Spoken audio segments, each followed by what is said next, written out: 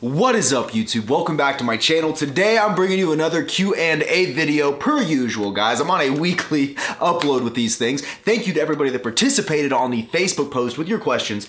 And as always, I'm just gonna let you guys know if you wanna get involved in these, description box below, my Facebook page is right there, or just hop on your phone, type in Remington James, and I'll pop up. And be on the lookout, once a week I post these question posts where you can post your question, I answer it. I just said question a lot. In a very short period of time. You can post your question, I answer it, yada, yada, yada, you guys get it. And you also have potential to get a shout out in this video as well. So anyways, let's get right down to business and start answering these questions. You guys ready? Let's do it!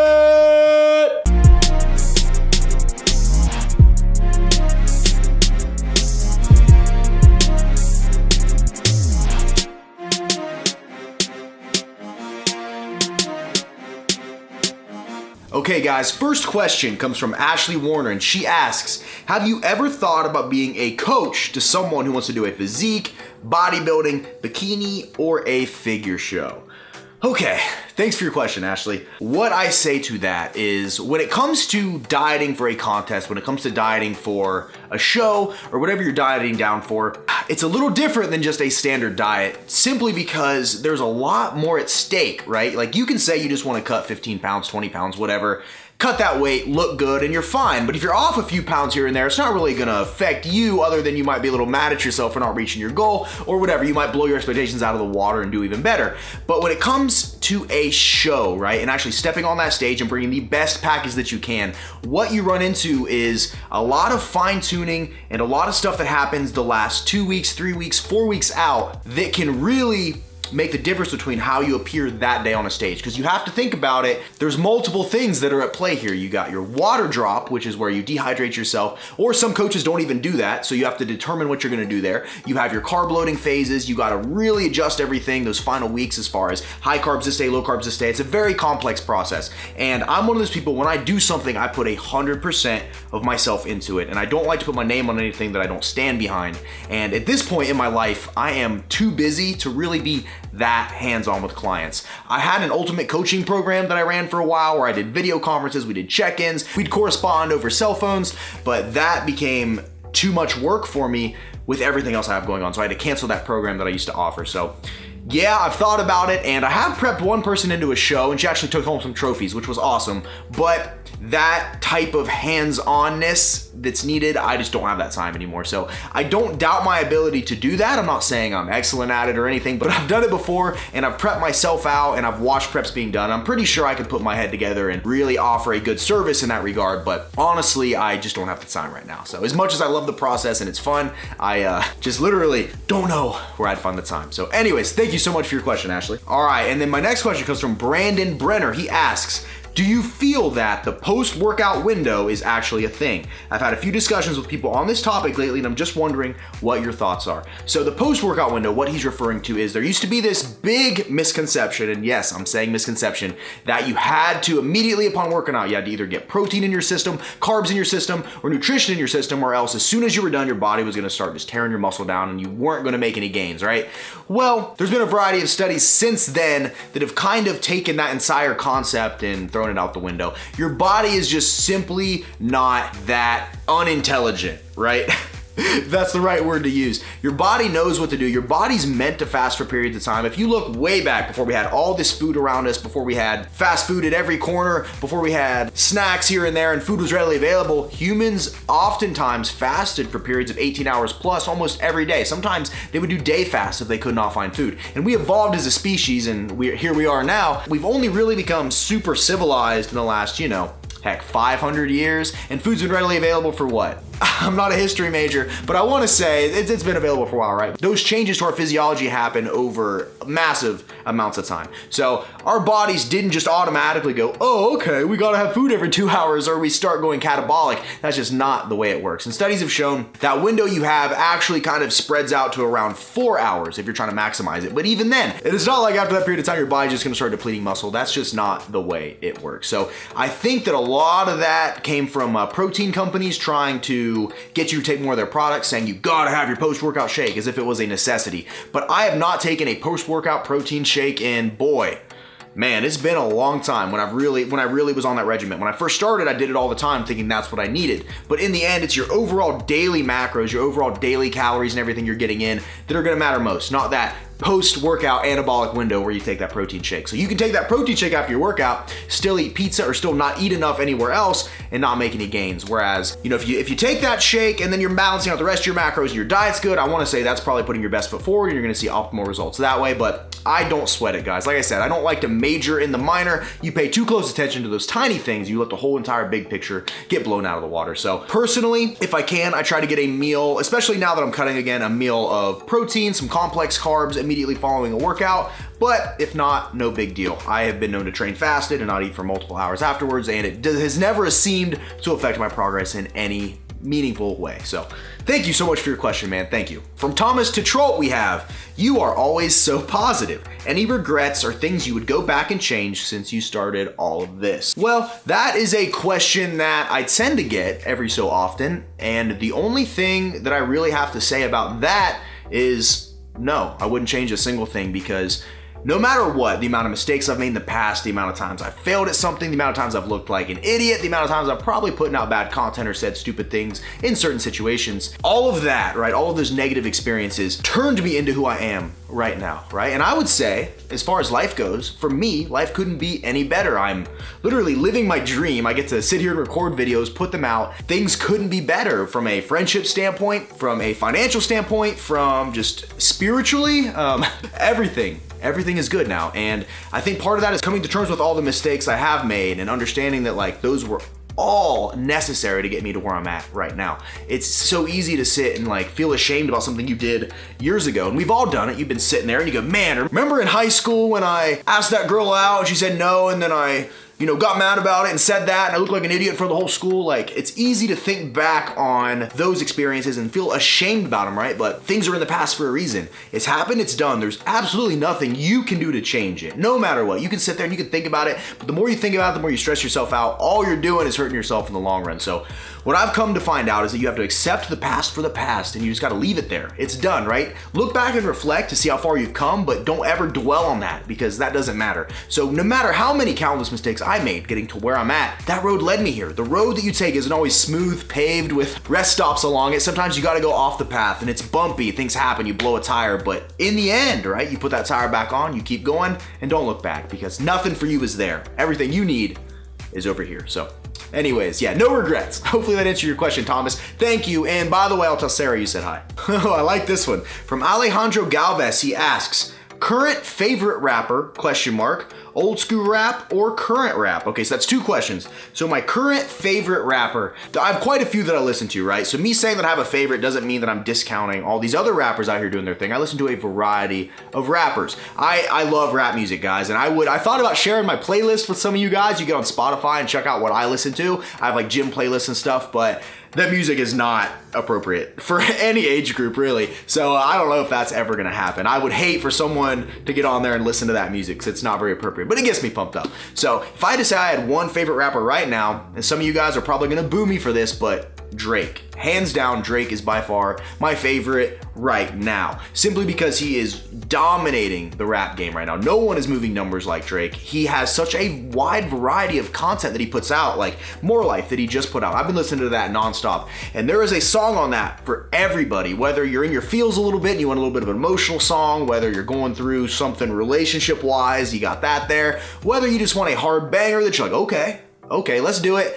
and everything in between. Definitely my favorite rapper right now, but Lil Wayne is always gonna hold a special place in my heart. He was my favorite forever, and he has fallen off a little lately, hasn't really been putting out any content. He's got that whole issue with Cash Money, Birdman not getting paid. His record label kind of has him trapped right now. He can't put out the music he wants to make, but it is what it is. I always will have a special place in my heart for him. He totally, I don't want to say changed my life, but he had a huge impact on it, for sure. His music growing up, that's like all I listened to. Anyways, that's out of the way. And then old school rap or current rap? Definitely current rap. Now, there's different styles of current rap. I'm not saying all current rap's good. There's mumble rappers I don't really listen to. In my opinion, a good rap song, it needs to have a good beat for sure, but you have to be saying something that like means something. Just sitting there swagger rapping and talking about, I got 6 Bentleys and 7 trucks, 6 chains, and new Chucks, like stuff like that, like it doesn't interest interest me as much as like stuff that I can really wrap my head around and like think about, right? Something that gives me an emotional response. So definitely current rap. But anyways, hopefully that answered your question. Thank you so much. All right, we have the next question from Naveet Singh. Hopefully I pronounced that right.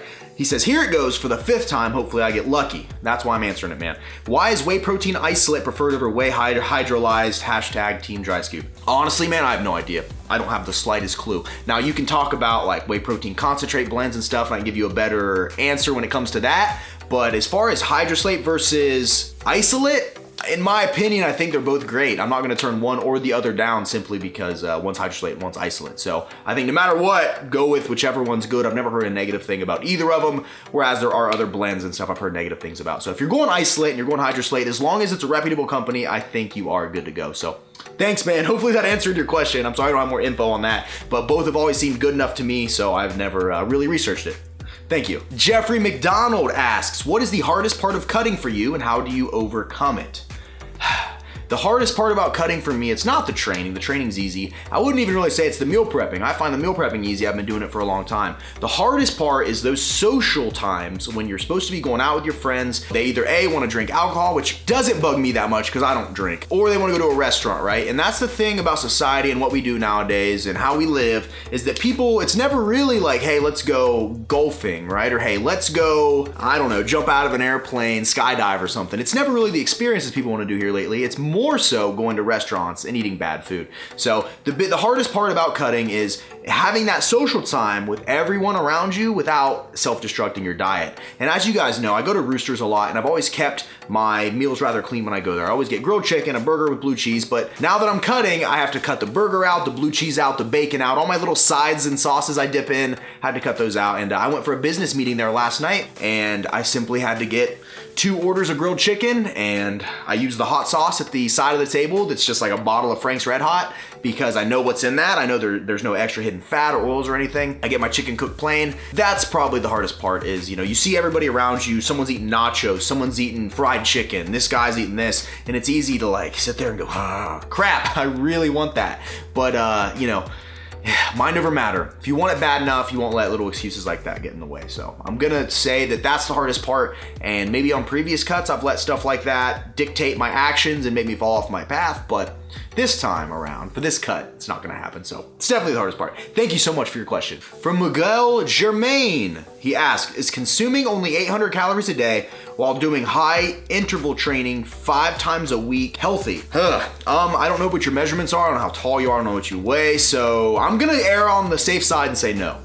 That's not healthy. Just because from here you're a man, you look pretty big in your profile picture, so I would say that's not healthy. But then again, what's healthy, right? Eating 3 Big Macs sure isn't healthy in the grand scheme of things. Being a calorie deficit that deep probably isn't the best for you in the grand scheme of things, but you know, it is what it is. What are you comfortable with? You know, I would think you'd be risking metabolic shutdown and you'd really stall your progress out doing that, but depends, everybody's a little different. So what are you comfortable with? How hard are you willing to push it? That's the question. But I'm gonna say, to answer your question, I wouldn't call it safe, but that's just me. All right, and final question we have from Justin Scott. He asks, I've noticed in a lot of your vlogs, after keto, you always say you wanna try low fat or keep it as low as possible. What's the reasoning behind that?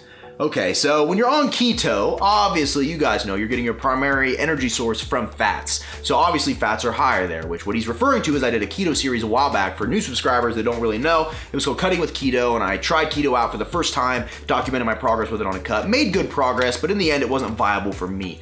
Now that I diet, he always talks about keeping your fat as low as possible, and you might wonder why. Why out of all of them, you got protein, you got carbs, why keep fat as low as possible? Well, for one, fat is the most calorically dense of the macronutrients, meaning that for every gram of protein, it's only 4 calories. For every gram of carbohydrates, it's only 4 calories. But every gram of fat has 9 calories. So you're talking a little over double the amount of caloric impact on you. And in the end, calories are energy. You have a certain amount you need in a day. Any less than that, you'll lose weight. Any more than that, you'll gain weight, barring no metabolic disorders or anything like that. So what happens is when you're cutting weight, and if you are bodybuilding training, or even if you're not really doing any sort of resistance training and you are just trying to bring in the best physique possible, which means that your body mainly went for fat on you for fuel as opposed to the muscle on you for fuel, right? Keeping protein high is absolutely essential. I recommend doing at least 1 gram per pound of body weight if you're already lean. Now, I get people to ask me this all the time. If you weigh 250, 300 pounds and you have a significant amount of body fat on you, your protein does not need to be that high. Don't get it twisted. It's all about your lean body mass. Technically, it's a gram per lean body mass you have. So if you're 10% body fat and you weigh 100 pounds, theoretically, then you would need 90 grams of protein because it'd be 90 pounds of lean mass. So that's just a quick little thing in my head I just did. But you want to keep your protein as high as possible simply because that's needed to repair your muscles. And also, when your body senses you have all that protein in you, it's way less likely to go for the muscle on you for fuel because of those amino acids. It already senses you have those in abundance. Now, carbohydrates are the primary driver for energy when you're not on a keto diet. So the carbohydrates you have, your body is simply gonna burn those off first. When it runs out of those, it's gonna go for the fat on you for fuel. And you don't want to cut carbohydrates too low because you will have no energy. Anybody that's really cut for a show and got really into those final 4 weeks, you can ask Nate, you can ask anybody you know that has competed, right? What that feeling is like. You feel like a zombie walking around, literally a zombie because you have no energy. Carbohydrates, you want some, that way you have some energy, but you also don't want to have too many because you don't want to risk overspilling, and you want your body to obviously prioritize fat loss as opposed to going for the complex carbs you're eating as energy. This is where fat comes into play, right? So our ultimate goal, leave calories as low as we can, but we want to have the protein for muscle retention, muscle growth. We want to have carbohydrates for energy. So where do we turn to? We have fat. And then the reason why we keep fat low, obviously it's calorically dense, but you don't need too much of it. Fat is essentially utilized for a lot of your body's processes, right? Metabolic process, brain function, brain health, all that stuff. Testosterone production, you need fat for that. So I know when people say they go on zero fat diets, that's one of the worst things you can do. The last thing you want to do is shut your natural hormone production down and really put yourself in a rut. Fat though, you only need a certain amount to operate those primary functions, and then any more than that, you're kind of just adding calories you don't need. So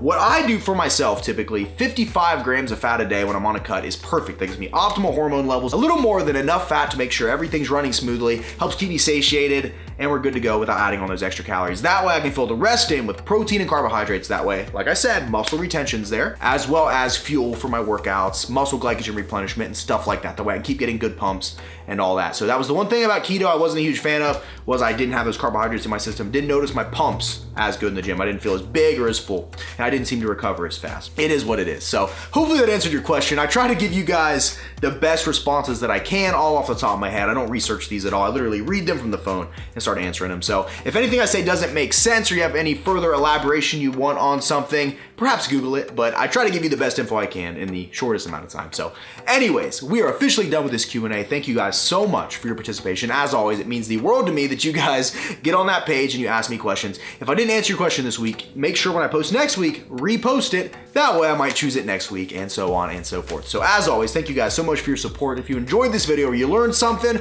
or even if you just like listening to me talk, hit that like button because that helps me out more than you even realize. And as always, don't forget to smile, remain positive, and pay someone a compliment, because you never know whose day you could be making better. With that, I'm out of here. This has been a Remington James production, and I will see you guys at the next video. See you guys.